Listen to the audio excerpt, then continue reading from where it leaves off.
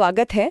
आज हम एक काफ़ी अहम और इस वक्त चर्चित मुद्दे पर बात कर रहे हैं, भारतीय न्यायपालिका से जुड़ा हुआ जस्टिस यशवंत वर्मा का मामला। जी। हमारे पास कुछ दस्तावेज हैं जिनमें इस पूरे घटनाक्रम और आगे क्या हो सकता है इसका पूरा विश्लेषण है।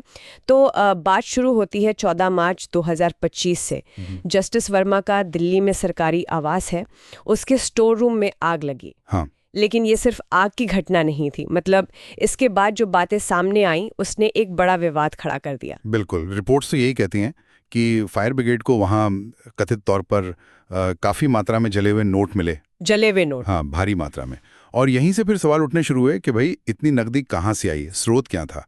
और इसी वजह से मतलब भ्रष्टाचार और अनुचित आचरण के गंभीर आरोप लगे उन पर। लेकिन जस्टिस वर्मा तो इन सब बातों को खारिज कर रहे हैं।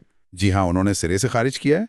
उनका तो कहना है कि ये उनके खिलाफ एक सोची समझी साजिश है। अच्छा। सुप्रीम कोर्ट ने भी उनसे सवाल पूछे थे ना, कैश के बारे में, उसके स्रोत के बारे में। हाँ, सुप्रीम कोर्ट ने पूछा था कि क्या कैश था, कहाँ से आया, किसने निकाला। जस्टिस वर्मा का जवाब एकदम साफ था कि ना तो उन्हें ना ही उनके स्टाफ को कोई कैश देखा, और वो नोट निकालने वाली बात को भी गलत बता रहे हैं। तो इसके बाद सुप्रीम कोर्ट ने क्या कदम उठाए, क्योंकि मामला तो गंभीर सा। हाँ, सुप्रीम कोर्ट ने तेजी दिखाई। उस वक्त के जो मुख्य न्यायाधीश थे जस्टिस संजीव खन्ना, उन्होंने 22 मार्च को ही, मतलब घटना के कुछ ही दिन बाद, 3 जजों की एक जांच समिति बना दी। 3 जजों की? कौन कौन थे उसमें? उसमें जस्टिस शील नागू थे, जस्टिस GS संधावलिया और जस्टिस अनु शिवरामन। ठीक है, तो इस समिति की जांच रिपोर्ट आई होगी, फिर उसमें क्या निकला? हाँ, रिपोर्ट आई।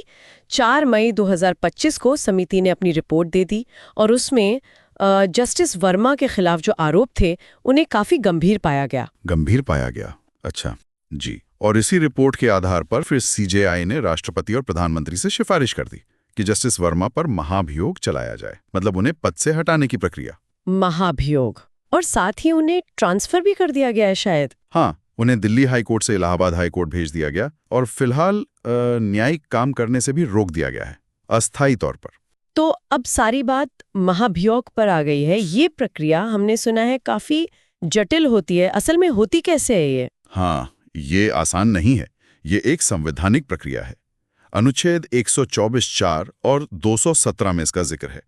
अगर संक्षेप में समझें तो किसी हाई कोर्ट या सुप्रीम कोर्ट जज को हटाने के लिए पहले लोकसभा के कम से कम 100 सांसद, हाँ, या फिर राज्यसभा के 50 सांसदों के हस्ताक्षर वाला एक प्रस्ताव लाना होता है। अच्छा। फिर स्पीकर या सभापति जो भी हों, वो तय करते हैं कि इसे स्वीकार करना है या नहीं। अगर मंजूर हो गया तो फिर एक 3 सदस्यों की जांच समिति बनती है। एक और जांच समिति? जी, ये संसदीय जांच समिति होती है। ये आरोपों की जांच करती है। अगर समिति कहती है कि हाँ, आरोप सही हैं, तब जाकर संसद के दोनों सदनों में वोटिंग होती है। और वोटिंग में भी कोई खास बहुमत चाहिए होता है? बिल्कुल, यही सबसे मुश्किल हिस्सा है। प्रस्ताव पास होने के लिए दोनों सदनों में, मतलब लोकसभा और राज्यसभा, दोनों में कुल सदस्यों का बहुमत तो चाहिए ही, साथ ही जितने सदस्य उपस्थित हैं और वोट कर रहे हैं उनका 2/3 बहुमत चाहिए। 2/3? हाँ, 2/3 मेजॉरिटी। अगर ये हो जाता है तब जाके राष्ट्रपति जज को पद से हटाते हैं। बाप रे, ये तो वाकई बहुत मुश्किल प्रक्रिया है। 2/3 बहुमत दोनों सदनों में जुटाना, शायद इसीलिए भारत में आज तक किसी जज को महाभियोग से हटाया नहीं गया है। आप बिल्कुल सही कह रही हैं। प्रक्रिया की जटिलता और इसमें शामिल राजनीति दोनों ही कारण हैं। जस्टिस V रामास्वामी का मामला था 1993 में। वो लोकसभा में गिर गया क्योंकि कांग्रेस पार्टी ने वोटिंग में हिस्सा ही नहीं लिया था। अच्छा। और फिर जस्टिस सौमित्र सेन का मामला 2011 का है। उनके खिलाफ राज्यसभा में प्रस्ताव पास हो गया था, लेकिन लोकसभा में वोटिंग से पहले ही उन्होंने इस्तीफा दे दिया। तो हाँ, प्रक्रिया पूरी होकर कोई हटाओ, ऐसा आज तक नहीं हुआ। तो जस्टिस वर्मा के केस में सरकार क्या कर रही है? क्या वो वाकई महाभियोग प्रस्ताव लाने वाली है? देखिए, खबरें तो यही हैं कि केंद्र सरकार इस जुलाई में जो मानसून सत्र आएगा उसमें यह प्रस्ताव लाने पर विचार कर रही है। जो संसदीय कार्य मंत्री हैं किरण रिजिजू, वो अलग अलग पार्टियों से समर्थन जुटाने की कोशिश भी कर रहे हैं, ऐसा सुनने में आ रहा है। और एक बात और है, क्योंकि सुप्रीम कोर्ट की अपनी जांच समिति पहले ही आरोपों को गंभीर बता चुकी है, तो हो सकता है कि वो जो अलग से संसदीय जांच समिति बनाने का स्टेप है उसकी जरूरत ना पड़े। अच्छा, तो फिर प्रक्रिया थोड़ी तेज हो सकती है। हाँ, शायद इससे प्रक्रिया थोड़ी स्ट्रीमलाइन हो सकती है। और ऊपर से कई बार एसोसिएशंस, जैसे Allahabad high court bar association है, बॉम्बे लॉयर्स एसोसिएशन है, ये लोग भी महाभियोग और जांच की मांग कर रहे हैं, तो एक तरह का दबाव भी है। तो क्या माना जाए, मतलब संभावना कितनी है कि इस बार महाभियोग हो जाएगा?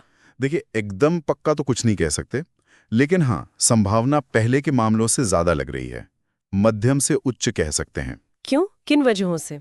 एक तो सुप्रीम कोर्ट की समिति के निष्कर्ष काफी वजनदार हैं।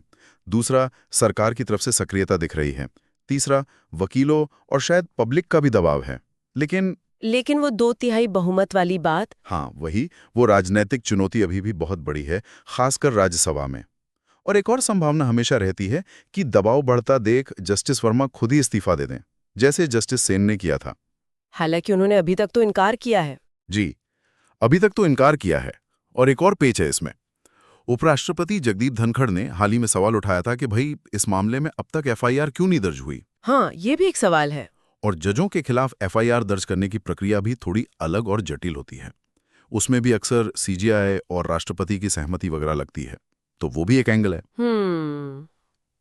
तो कुल मिलाकर देखें तो ये जस्टिस वर्मा का मामला सिर्फ एक व्यक्ति विशेष का मामला नहीं रह गया है। ये पूरी न्यायपालिका की साख, उसकी जवाबदेही, पारदर्शिता, इन सब बड़े सवालों से जुड़ गया है। बिल्कुल सही कहा आपने। अगर ये महाभियोग प्रस्ताव आता है और मान लीजिए सफल हो जाता है, तो ये भारत के इतिहास में पहली बार होगा। ये न्यायपालिका में जवाबदेही का एक बहुत बहुत बड़ा संदेश देगा। और अगर नहीं होता है, अगर ये राजनीतिक खींचतान में फल जाता है या गिर जाता है, तो फिर ये न्यायपालिका की विश्वसनीयता पर कहीं ना कहीं सवाल खड़े कर सकता है। और हो सकता है कि इससे न्यायपालिका में सुधारों की जो मांग है वो और तेज हो जाए। हाँ, ये तो है।